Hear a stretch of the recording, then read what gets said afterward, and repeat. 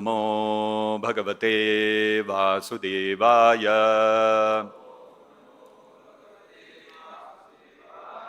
Reading from Srimad Bhagavatam, Canto 4, Chapter 17, Maharaj Prithu becomes angry at the earth. Verses 12 and 13. Verse number 12. Maitreya Uvacha Prithu Prajanam Karunam Nishamya Paridevita Dirgham Dadhyau Kurushreshta Nimittam Sonvapadyata. Translation by His Divine Grace Srila Prabhupada.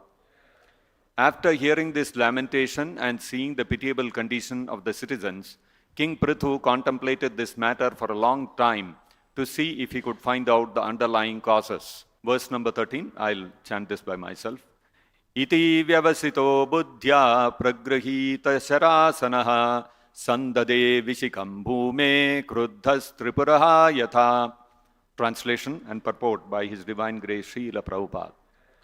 Translation. Having arrived at a conclusion, the king took up his bow and arrow and aimed them at the earth, exactly like Lord Shiva, who destroys the whole world out of anger. Purport by Srila Prabhupada. King Prithu found out the cause for the scarcity of food grains. He could understand that it was not the people's fault, for they were not lazy in executing their duties. Rather, the earth was not producing sufficient food grains. This indicates that the earth can produce sufficiently if everything is properly arranged. But sometimes the earth can refuse to produce food grains for various reasons. The theory that there is a scarcity of food grains due to an increase of population is not a very sound theory. There are other causes that enable the earth to produce profusely or to stop producing. King Prithu found out the proper causes and took the necessary steps immediately. Dasa is the Bhaktivedanta purport. Last Sunday, March 30th, I got a lot of messages from various acquaintances. They were all wishing New Year, Happy New Year, because Yugadi, beginning of the new year. So there were a lot of wishes going around. One of the wishes that came to me, it said, Happy New Year Vishwavasu, because the previous year was called, what was the previous year called? Krodhi. And the current year, new year which has started, is called Vishwavasu. And so when I read this message, it immediately triggered a thought in my mind, how 5,250 years ago, Lord Krishna descended on this earth, and it so happened to be the same Vishwavasu year. So, good coincidence. 5,250 years ago, when Lord Krishna descended on this earth, we all know how Krishna performed all his leelas in Vrindavan Dham. Once, Krishna along with Balram and all the cowherd friends, they saw that in Vrindavan, there was a great commotion, lot of activity. Sometimes we also have, whenever a festival comes, Vaikuntha Ekadashi, Janmashtami, Ram Navami, there will be a lot of commotion, devotees running around, so many arrangements to be made, and in the whole air, there is a lot of positive vibration. Everybody is very enthusiastic, isn't it? Krishna and Balram could see a similar thing happening. And a lot of arrangements were being made, people running here and there, making various preparations, a lot of brahmanas being called, arrangements being made for some big festival. Krishna and Balram went to Nanda Maharaj, and Krishna asked Nanda Maharaj, Father, I'm seeing a lot of things happening. What is happening? What is going on? As if Krishna doesn't know anything. And Nanda Maharaj said, my dear son, we are organizing a sacrifice for Indra. So that's the whole festival. So then Krishna immediately asked Nanda Maharaj, what is this Indra Yajna you are doing? Is it something which is prescribed in the Vedas, or is it By tradition you're doing? Or what is this whole thing? Why are you doing this? Now Nanda Maharaj thought Krishna was 7 years old at that time. 7-year-old kid, what he will understand all these things? Nanda Maharaj did not pay any attention. Krishna, go play. I'm busy, so many arrangements to be done. Don't disturb me, go. That's what happens. A small 7-year-old kid, where is the patience in the midst of all the arrangements to go and explain to him? Explain to a small kid, you need to have a lot of patience and you have to explain it in a way he can understand. So Nanda Maharaj was thinking, where I will explain all these things. So he didn't reply. So then, but Krishna did not leave him. He was persistent. Father, see, I am your son. You cannot hide anything from me. And the people who are very liberal, they should never hide anything like this. And so like this, Krishna went on speaking. So Nanda Maharaj saw, simply he's pestering, okay, I'll tell him. He said, see, Indra sends rain. Because of the rain, we are having so much produce, grains and all those things. So we have to express our gratitude to him. Therefore, we are doing this. Then Krishna of course had his own agenda. He could understand that Indra has become a little puffed up, thinking that he is the big time controller and he is the enjoyer of all the sacrifices and all that. Krishna wanted to curb Indra's pride. So Krishna started talking to Nanda Maharaj, and he started speaking to him in various ways that we have to stop this Indra Yajna and we should instead worship Govardhan hill. Because Govardhan is providing everything, Govardhan is giving so much newly grown grass and which becomes fodder for our cattle, and there are so many streams of water which are coming from Govardhan. There are so many beautiful flower trees, fruit trees, so many things Govardhan is giving us. So Nanda Maharaj initially, he did not pay much attention to something Krishna is saying. He was also arguing with him, but finally Nanda Maharaj saw that Krishna really wants this. And children sometimes, they want something, they'll become very obstinate, they will not give up. I want this. Otherwise, they will start crying, rolling on the ground, they will create a big hangama. Finally, the parent will say, Appa, take and go. They'll get fed up. So Nanda Maharaj saw that Krishna was really, he had made up his mind that he wanted this. So finally, Nanda Maharaj said, don't worry, Krishna, we will do it. For now, let this Indra Yajna happen. Immediately after that, we'll do whatever you want. But you know how children are. You tell them, no, we'll do it later. No, I want it now. So Krishna was also, no, now, you do it now. You have organized so many things. With all this only, you worship Govardhan. So Nanda Maharaj said, okay, Krishna, my son, ultimately I have to please him. I should not disappoint him. So for the sake of pleasing Krishna, Nanda Maharaj stopped the yajna for Indra and diverted everything to Govardhan Puja. And when all the food stuff that had been prepared, everything was offered to Govardhan, Krishna took the form of Govardhan and he ate all the food stuff which had been offered. And then he said, Aniyor, bring me more. We all know this pastime happened in the Aniyor village in Govardhan. And of course, Prabhupada explains in the Krishna book that this form of Govardhan, which Krishna assumed, was separately manifested from Krishna. And Krishna also offered obeisances to that form. And all the Brajavasis also offered obeisances. Very interesting. And then they all did a pradakshina, parikrama for Govardhan, keeping the cows in the front and all that. And there were a lot of kirtan and all the Brajavasis were enjoying because Krishna was very happy. Brajavasis were also satisfied. But up there, Indra is sitting and he got the news that your Indra Yajna has been stopped in Braja, in Vrindavan. So Indra said, why? Did I not send sufficient rains? No, enough rains has been given to them. They got enough crops, grains, everything they are enjoying. All their cows are doing well. Then Indra said, then why did they stop the Yajna? Why are they not performing the Yajna for me? No, in their midst there is one small boy called Krishna. He has told them some things and he has brainwashed them. So Indra became very angry. What is this? He is some magician or what? One small boy will speak anything and these people will do all these things? Okay, if some Rishi, Muni, sage had said something, okay. I could have thought that there is some There must be some reason he has told. But one small boy told something and these people will follow. What is all this? I'll teach them a lesson. So Indra became so angry. Because, some small kid they have followed. What is this? They have gone nuts. They don't have this much sense. They need to be really taught a lesson. So he immediately called the Samartaka cloud. Samartaka, come here. Samartaka is the cloud which pours incessant rain, torrents of rain at the time of Pralaya, when devastation has to happen.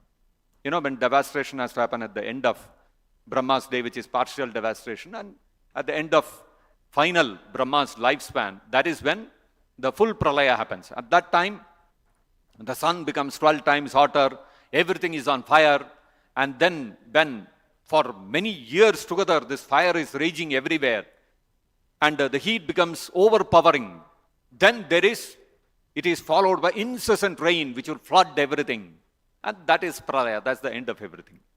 So this Samartaka brings about that rain which has to inundate the entire universe at the time of Pralaya. So Indra called that, and he told Samartaka, go and inundate entire Vrindavan. Samartaka was like, my duty is at the end of Brahma's life. Now if I go and start doing something here, who will take responsibility? So he was like, should I do, should I not do? Indra said, hey, you are afraid, I'll come with you, don't worry. Come, I will also come. So Indra also went. And all the clouds started pouring incessant rain upon Vrindavan. And the rain was so intense. Even now, you go to VCM, Vrindavan Chandrodaya Mandir, during rainy season you go. Sometimes it will pour rain for 1 day, 2 days continuously. And when that happens, some portions of our land you will see it will become ankle deep water. Everywhere you go, there will be water stagnating. And of course, once the sun comes out, after a few hours, everything will percolate into the ground and it will become dry again. But here, continuously rain is pouring and Samartaka cloud is bringing rain onto Vrindavan. So very quickly, the entire Braj became filled with water and nobody could figure out whether there is some depression here or the land is level or there is the land is rising up. You couldn't make out anything. It was fully filled with water. And the cows are getting terrified. Brajavasis don't know where to go, this way, that way, where to go. All their houses are washed away. And the children, they are carrying their small children will drown. So, the rain is pouring. Now what to do? The Brajavasis, they know only one person, Krishna.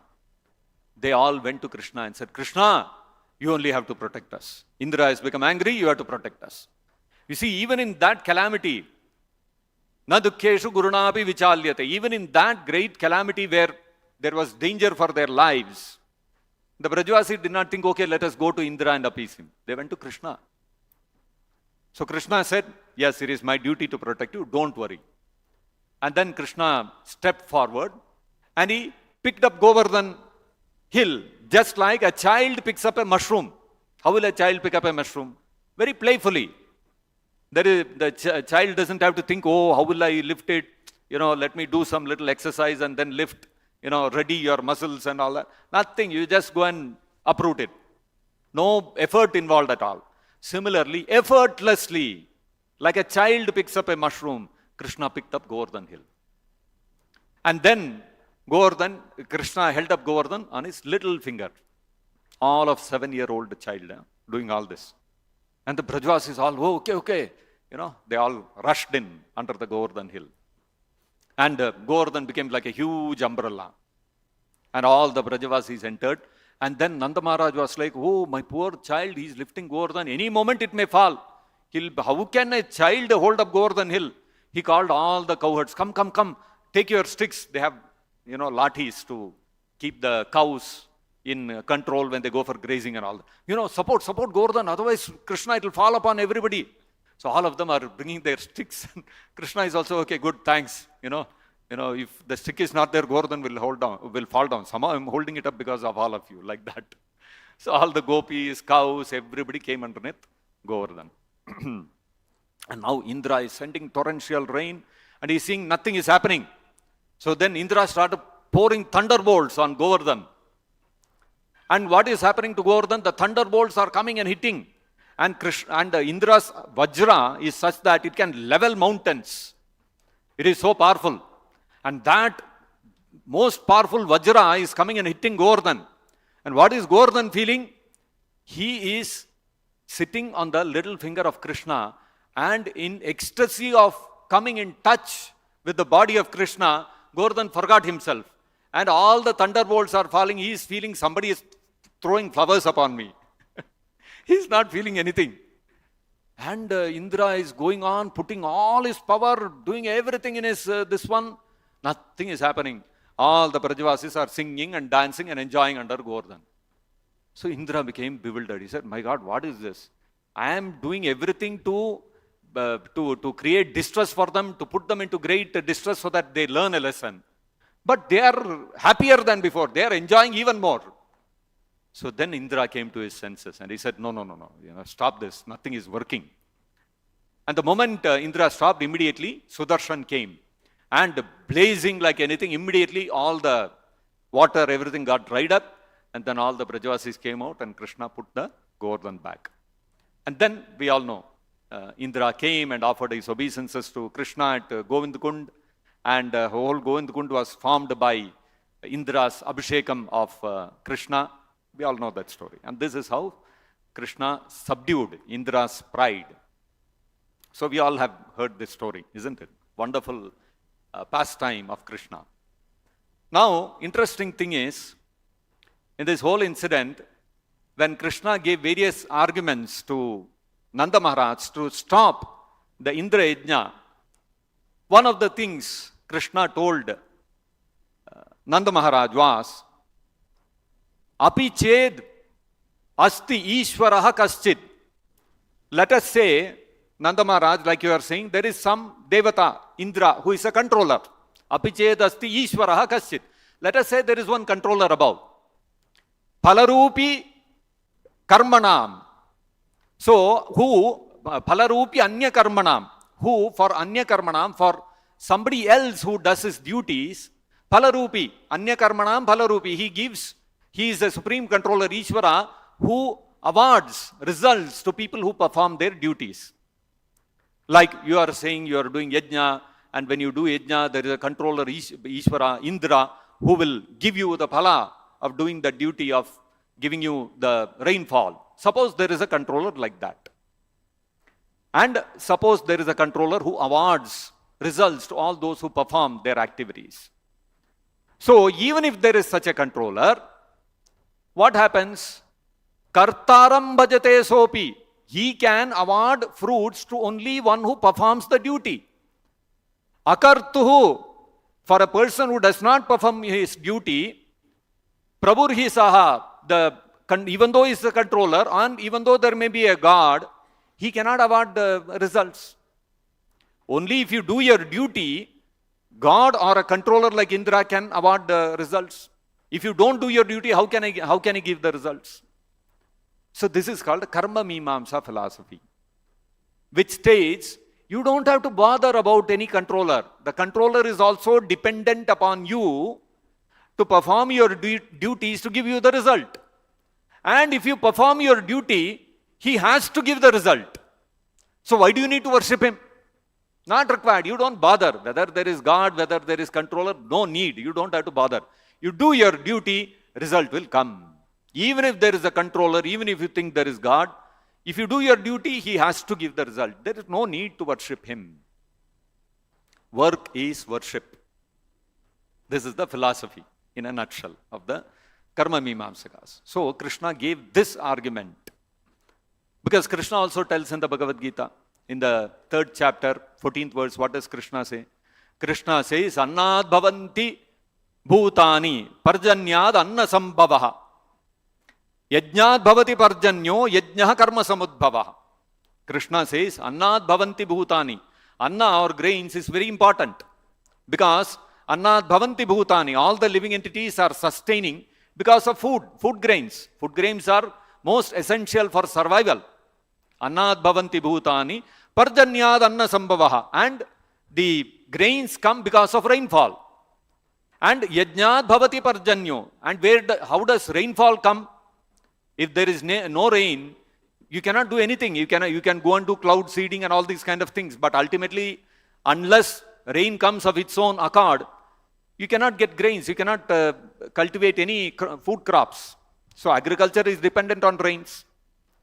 And those rains are coming from yajna. And where are yajnas coming from? Yajna karma samudbhavaha. Yajna is born of prescribed duties. So prescribed duties are the most important thing. You perform your prescribed duties, everything else will follow. Krishna also says the same thing in the Bhagavad Gita. So the karma mimamsakas, what they say, simply perform your duty. Don't think of worship, going to the temple, doing yajna. All these things are non-essential. Do your duty, result will come. Actually, this logic is answered by Prahlad Maharaj in the 7th canto, in his prayers to Lord Narasimha. In his prayers to Lord Narasimha, what does Prahlad Maharaj say? He says, Balasya neha sharanam pitaro Narasimha nartasya chagadam udanvato majjato nauhu. Taptasya pratividir ya ihanjaseshtas tavad vido tanubritam tvad upekshitanam. Prahlad Maharaj said, Balasya sharanam neha pitarau Narasimha. For a bala, for a child, who is protection? The protection is the parents. The parents, unless the parents are there, the child will be an orphan. There is nobody to take care of him. So the parents, they feed the child, they nourish the child, they take care of the child, they do all those things. But even though the parents may take very good care of the children, sometimes we see that the children fall ill, they fall sick, and the parents take utmost care. They take the child to the best hospital, give the best treatment, everything they do within their power. Still, the child will go bad and it will die. So Prahlad Maharaj says, Balasya neha sharanam pitaro Narasimha. The parents are not the source of protection for the children. Nartasya cha agadam. Agadam means medicine. Artasya means of one who is diseased. Nartasya cha agadam. We think that when we fall sick, we go to the doctor, we go to the hospital, we take a treatment, and when we become cured, we think, oh, the medicine cured me, the doctor cured me. But you will see, same hospital, same disease, two people go to the same doctor, the doctor prescribes the same medicine, one person will get cured, another person will die. For example, in modern medicine, they say the cure for any cancer is chemotherapy, radiation, chemotherapy, all those things, standard thing.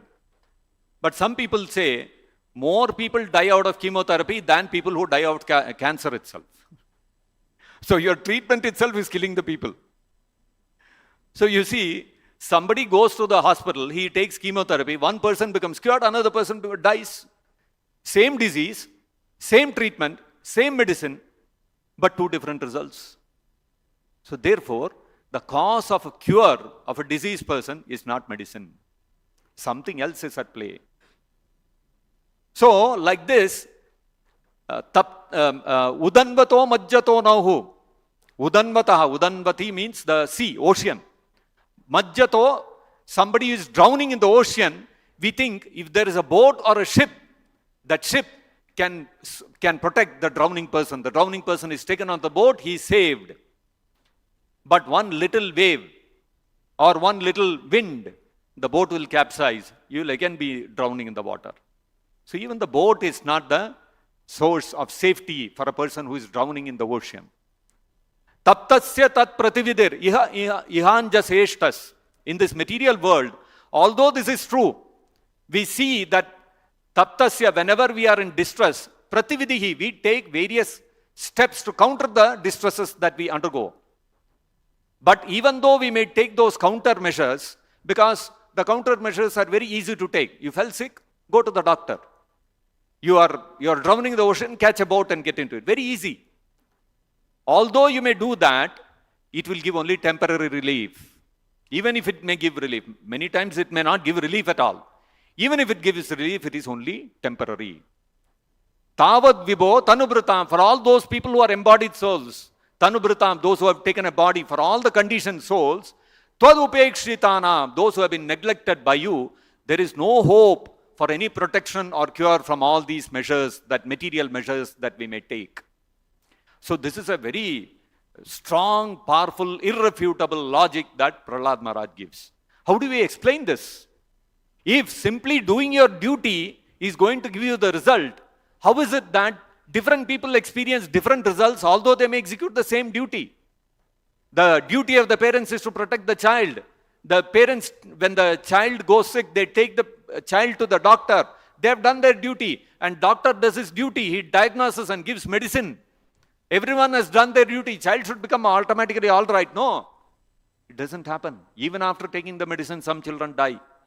Their sickness is not cured.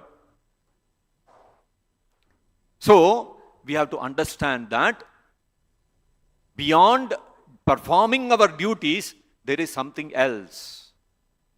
So that is why Krishna in the 3rd chapter, in the 14th verse, he stopped with karma, Yajnaha karma samudbhavaha. That yajnas are born out of karma, prescribed duties. But Krishna did not stop there. In the next verse, 15th verse, what did Krishna say?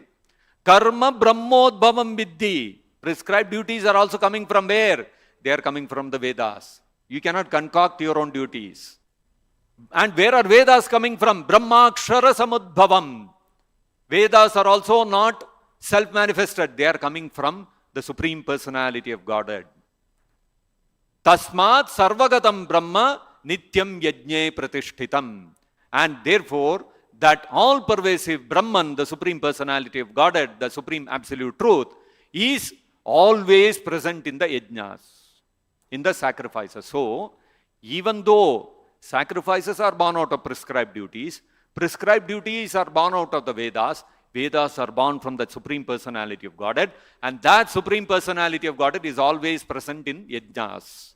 So therefore, the ultimate cause of the results which we are enjoying are coming from Krishna, and that Krishna is present in yajnas, in the sacrifices. So unless you perform sacrifices, you cannot enjoy any results.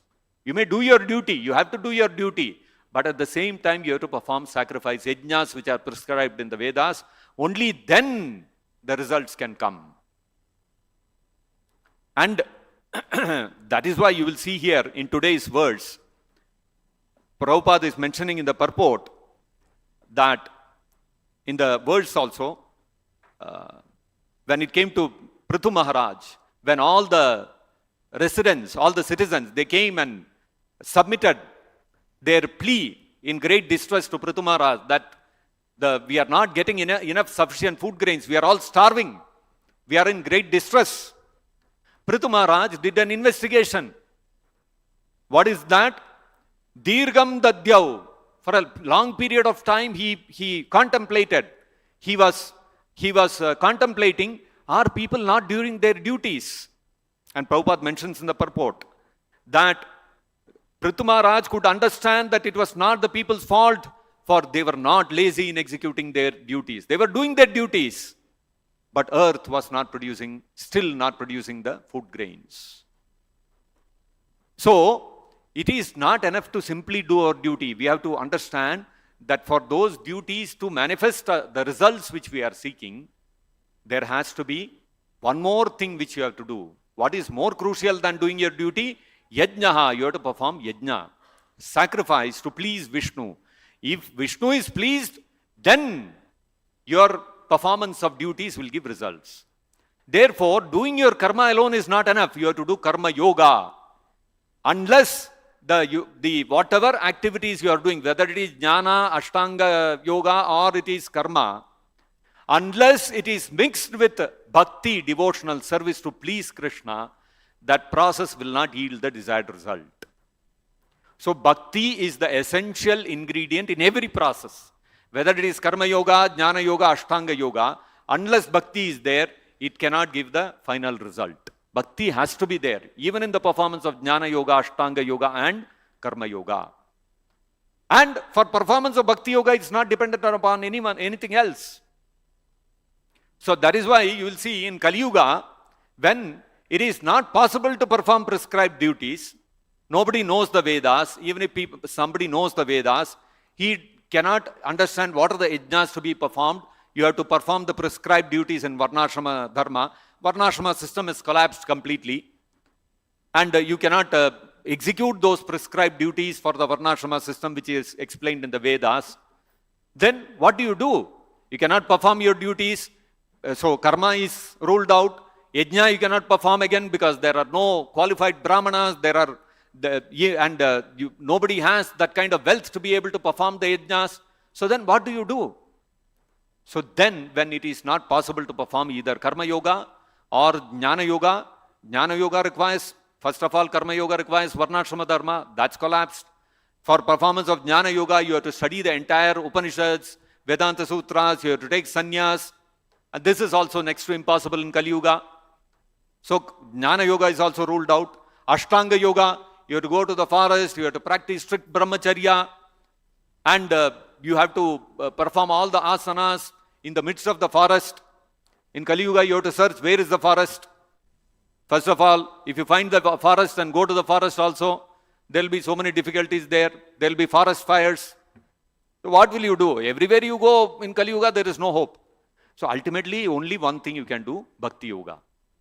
So if you simply perform Bhakti Yoga, how does it help you? You are neither doing Karma Yoga, you are not doing Jnana Yoga, you are not doing Ashtanga Yoga. How does it help? So Devahuti, in her discussions with Kapila Deva, her son Kapila Deva, she answers this. Aho bato swapacho ato gariyan yajjivagre vartate namatubhyam sasnur tepus tapaha sasnur arya brahmanuchur nama grinanti yete. So she says, Devahuti says that one who has taken your holy name, on whose lips your holy name is present, O Kapila Deva, to her son, who is the Supreme Personality of Godhead. He is an incarnation of Krishna. She is telling him, one whose lips are constantly decorated with your holy name, yajjivagre, on the tip of one's tongue, vartate namatubhyam, when the tip of the tongue is always vibrating the holy name, shvapachoato gariyan, even if he is born in the lowest, most degraded family, he becomes the topmost person. So the question comes, how can somebody who is born in a degraded family, those who are proponents of the by-birth caste system, they will tell, somebody is born in a dog-eater's family, somebody is born in a very low-class family, less than Shudras. How can you say that he is higher than a Brahmana? It's not possible. If somebody is born in such a low family, degraded family, degraded means degraded in the sense of their spiritual progress, their spiritual standing. So if somebody is so degraded, if he has to progress, he has to perform a lot of punya karma. Then next life he may take birth in a Shudra family. There he performs all his duties. Then next birth he may take birth as a Vaishya, then take birth as Kshatriya, then take birth as Brahmana. Only then he can become a Brahmana. So you are telling Shvapacho Ato Gariyan, immediately a person who is born in a very degraded family, he becomes higher than a Brahmana. How is this possible? Unless he has performed a lot of punya karma, he has done all the yajnas, he should have visited many places of pilgrimage, he should have taken bath in all the holy places, without doing all these things. How are you saying this will happen? So Devahuti says that tepus tapaha, if somebody is vibrating the holy name, you have to understand all the austerities, whatever you can think of, whatever is described in the Vedas, everything they should have already performed. Unless one has performed all those austerities, he cannot come to the point of vibrating the holy name of Krishna. Tepus tapaha juhubuhu, and they must have performed all the sacrifices. Whatever sacrifices are mentioned in the Vedas, they must have performed everything. Only then they can vibrate the holy name of Krishna. Sasnuhu, they must have taken bath in all the holy rivers. Then only they can vibrate the holy name of Krishna. Arya, they must be the topmost of the followers of the Varnashrama Dharma. They must have already taken birth as Brahmanas. Unless that has happened already, they cannot take the holy name of Krishna. And so, therefore, she says, if somebody takes the holy name of Krishna, what happens? Immediately one has to understand he has crossed over all these performance of the yajnas, performance of the duties, all the kinds of austerities, whatever is required, everything has already been performed by him. Or in other words, he has already done that and come to this stage, or the moment one chants Hare Krishna, Krishna's holy name, immediately whatever is required for him to do all these things is already assumed to be performed. Both ways you have to consider this. So therefore, in Kali Yuga, all that we have to do, like Prithu Maharaj is seeing that although all the citizens are doing their duties, still the results are not coming. Like we see even in India, everybody is doing their duty. Modern day people also, they say work is worship, do your karma. Karma yoga means you have to blindly do your duty. But still, what is happening? Farmers are committing suicide. So farmers are doing their duty. They are tilling the land, everything they are doing hard work. But still they are being pushed to suicide. Why? Because rains are not coming. So simply by doing duty, you will not get rains, you will not get grains, you will not get the result of any of your activities. Not only farmers, any person does his duty, he cannot be blessed with the results unless he has pleased Vishnu, unless he has performed his sacrifices. And that performance of sacrifice in Kali Yuga is very simple. Nama grinanti yete. We have to simply chant Hare Krishna. Anybody chants Hare Krishna, all the duties performed, all the austerities performed, all the sacrifices, yajnas performed, and that person who chants Krishna's holy name can experience the highest result, which is to go back to Godhead. And you will see in the life of Prithu Maharaj also, we will see how in the future Prithu Maharaj engages all of his citizens in performing devotional service. Because he is the incarnation of the Supreme Personality of Godhead. They performed all the duties, and then Prithu Maharaj performed 99 Ashwamedha Yajnas also. Even then he understands it's not enough. He engaged them, all of them, directly in Bhakti Yoga, in devotional service. So performance of Bhakti Yoga is not dependent upon any other yoga processes, whereas all other yoga processes, whether it is Karma Yoga, Jnana Yoga, Ashtanga Yoga, they are all dependent upon Bhakti Yoga for their perfection, for their success. Whereas Bhakti Yoga is completely independent, and simply performance of Bhakti Yoga bestows the results of all other yoga processes upon the devotee, and that performance of Bhakti Yoga is performed very simply in this modern day Kali Yuga, simply by chanting Hare Krishna, Krishna Krishna, Hare Hare, Hare Rama, Rama Rama, Hare Hare. So this is what we can understand from today's verse. So I'll stop here. Grantharaj Srimad Bhagavatam ki jai, Vishwaguru Srila Prabhupada ki jai, Nitai Gaur Premanande Hari Hari Bol.